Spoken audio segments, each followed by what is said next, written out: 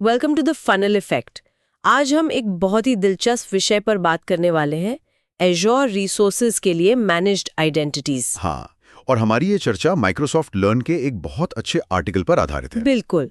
देखिए, डेवलपर्स के लिए ना अक्सर एक बड़ी चुनौती होती है ये सीक्रेट्स, क्रेडेंशियल्स, सर्टिफिकेट्स, कीज, इन सब चीजों को संभालना। सही कहा। ये सब चाहिए होता है सर्विसेज के बीच सिक्योर कम्युनिकेशन के लिए। लेकिन इन्हें मैनुअली हैंडल करने में सिक्योरिटी इश्यूज का खतरा रहता है, या कभी-कभी तो सर्विसेज ही रुक जाती हैं, आउटेजेस हो जाते हैं। हाँ, वो क्रेडेंशियल्स लीक हो गए या एक्सपायर हो गए तो मुश्किल हो जाती है। एग्जैक्टली। तो यहीं पर मैनेज्ड आइडेंटिटीज तस्वीर में आती हैं। ये एक समाधान है।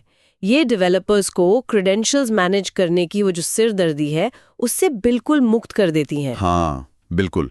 एप्लीकेशंस मैनेज्ड आइडेंटिटीज का इस्तेमाल करके माइक्रोसॉफ्ट एंट्रेस से टोकन्स ले सकते हैं और दूसरी सर्विसेज को एक्सेस कर सकते हैं बिना किसी क्रेडेंशियल को खुद मैनेज किए। वो झंझट है खत्म। तो ये मैनेज्ड आइडेंटिटीज असल में हैं क्या? इन्हें थोड़ा और खोलकर समझते हैं। हाँ, जरूर। देखिए, मैनेज्ड आइडेंटिटी मतलब माइक्रोसॉफ्ट एंट्रा में एक तरह की वर्कलोड आइडेंटिटी है। आसान भाषा में कहें तो ये एक पहचान है, एक आइडेंटिटी जो एज़्योर के कंप्यूट रिसोर्स को दी जाती है। जैसे कि वर्चुअल मशीन या कुबरनेटिस क्लस्टर। बिल्कुल।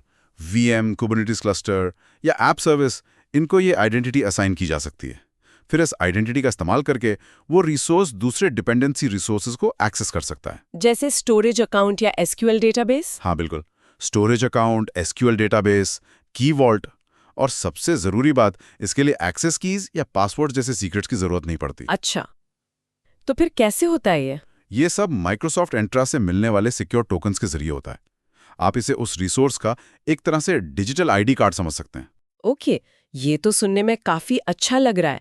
इसके फायदे क्या हैं? मतलब मुख्य लाभ। सबसे बड़ा, सबसे महत्वपूर्ण फायदा तो यही है कि क्रेडेंशियल्स मैनेज ही नहीं करने पड़ते। अच्छा। वो क्रेडेंशियल्स डेवलपर्स के लिए एक्सेसिबल ही नहीं होते, तो उनके लीक होने का या गलत हाथों में पड़ने का वो खतरा ही नहीं रहता। ये तो बहुत बड़ा सिक्योरिटी बेनिफिट है। बिल्कुल।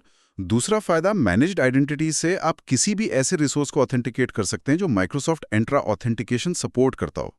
इसमें आपकी अपनी बनाई हुई एप्लीकेशंस भी शामिल हो सकती हैं। अच्छा, मतलब सिर्फ अज़्योर सर्विसेज ही नहीं? नहीं, आपकी अपनी कस्टम एप्लीकेशंस भी, अगर वो एंट्रा आईडी से इंटीग्रेट होती हैं।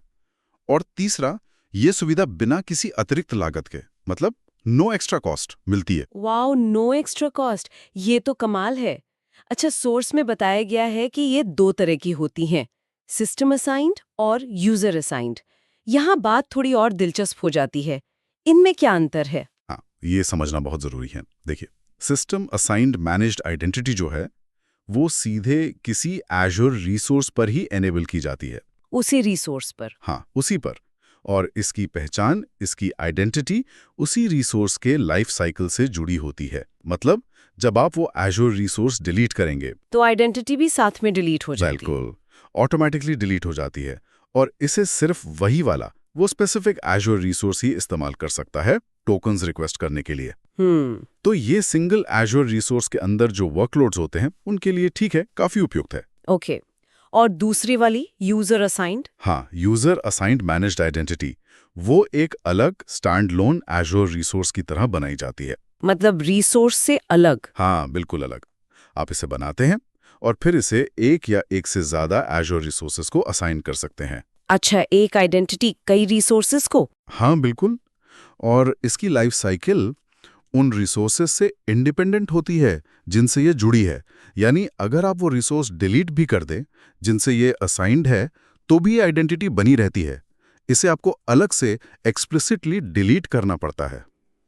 समझ गया। माइक्रोसॉफ्ट ज्यादातर सर्विसेज के लिए इसी टाइप को रेकमेंड करता है, खासकर उन वर्कलोड्स के लिए जो मल्टीपल रिसोर्सेज पर चलते हैं और एक सिंगल आइडेंटिटी शेयर कर सकते हैं। तो इसका मतलब ये हुआ कि संक्षेप में, सिस्टम असाइंड तो रिसोर्स के साथ ही जीती मरती है, उसी से बंधी है। सही। जबकि यूजर असाइंड ज्यादा फ्लेक्सिबल है, उसकी अपनी पहचान है और उसे कई रिसोर्सेज के साथ शेयर किया जा सकता है। बिल्कुल सही समझा आपने। तो इन्हें इस्तेमाल कैसे किया जाता है? मतलब प्रक्रिया क्या है? प्रोसेस काफी सीधा है। सबसे पहले आप एज़्योर में मैनेज्ड आइडेंटिटी बनाते हैं, सिस्टम असाइंड या यूजर असाइंड, जो भी जरूरत हो। अगर यूजर असाइंड बना रहे हैं तो उसे फिर सोर्स एज़्योर रिसोर्स को असाइन करते हैं, जैसे वीएम को या वेब ऐप को। ठीक है। फिर उस आइडेंटिटी को टारगेट सर्विस एक्सेस करने के लिए ऑथराइज करते हैं, मतलब परमिशंस देते हैं। जैसे SQL डेटाबेस को एक्सेस करने की परमिशन। हाँ बिल्कुल, रोल असाइनमेंट के जरिए। और अंत में अपने कोड में Azure SDK का इस्तेमाल करते हैं। SDK जैसे Azure.Identity Library। हाँ, Azure.Identity Library या MSCL, इनका इस्तेमाल करके रिसोर्स को एक्सेस करते हैं। और ख़ास बात यह है कि SDK खुद ही बैकग्राउंड में बिना सीक्रेट्स के टोकन फेच कर लेता है। डेवलपर को इसकी चिंता करने की ज़रूरत नहीं। ये तो बहुत कन्वीनियंट है ना? और कुछ Azure सर्विसेज में तो बिल्ट इन कनेक्टर्स भी होते हैं जो सीधे मैनेज्ड आइडेंटिटीज का इस्तेमाल करना जानते हैं। अच्छा। एक और तरीका भी है जिसका जिक्र करना चाहूंगा, workload identity federation. Workload identity federation ये क्या है? इसमें आप मैनेज्ड आइडेंटिटी को एक एंट्रा आईडी एप्लीकेशन पर फेडरेटेड आइडेंटिटी क्रेडेंशियल यानी FIC के तौर पर इस्तेमाल करते हैं। ये तब बहुत काम आता है जब आपको किसी बाहरी सिस्टम जैसे गिटहब एक्शंस या क्यूबरनेटीज क्लस्टर को आपकी Azure रिसोर्सेज को एक्सेस करने देना हो, वो भी बिना किसी सीक्रेट के। अच्छा, मतलब एंट्रा आईडी ऐप की जरूरत हो और आप क्रेडेंशियल फ्री रहना चाहें। हाँ बिल्कुल, ये एक्सटर्नल वर्कलोड को आपकी Azure आइडेंटिटी पर ट्रस्ट करने देता है बिना सीक्रेट्स एक्सचेंज किए। हालांकि इसकी एक लिमिट है, एक एप्लीकेशन पर आप अधिकतम 20 FIC ही कॉन्फ़िगर कर सकते हैं। Got it. और सोर्स ये भी बताता है कि Azure की ज्यादातर सर्विसेज अब मैनेज्ड आइडेंटिटीज को सपोर्ट करती हैं। हाँ, कवरेज काफी बढ़ गया है और लगातार बढ़ रहा है। डेवलपर्स के लिए ये बहुत बड़ी राहत है। बिल्कुल, और यहाँ एक बात और गौर करने लायक है, ये दिखाता है कि क्लाउड एनवायरनमेंट्स में अब सिर्फ इंसानों की आइडेंटिटीज नहीं, बल्कि नॉन ह्यूमन आइडेंटिटीज मतलब मशीन्स, सर्विसेज, एप्लीकेशंस की आइडेंटिटीज, उनका प्रबंधन कितना महत्वपूर्ण होता जा रहा है। हाँ, ये तो है। और मैनेज्ड आइडेंटिटीज Azure के भीतर इस चुनौती का एक बहुत ही कारगर, एक की समाधान है। इससे एक जरूरी सवाल भी मन में आता है, भविष्य में क्या होगा? जैसे जैसे ये मशीन टू मशीन कम्युनिकेशन और ऑटोमेशन बढ़ेगा, क्लाउड सिक्योरिटी और आइडेंटिटी मैनेजमेंट का स्वरूप कैसा होगा? क्या हमें और भी सोफिस्टिकेटेड तरीकों की जरूरत पड़ेगी? ये वाकई सोचने वाली बात है। भविष्य में नॉन ह्यूमन आइडेंटिटी मैनेजमेंट शायद और भी ज्यादा क्रिटिकल हो जाएगा। लगता तो यही है। Thank you for watching the funnel effect.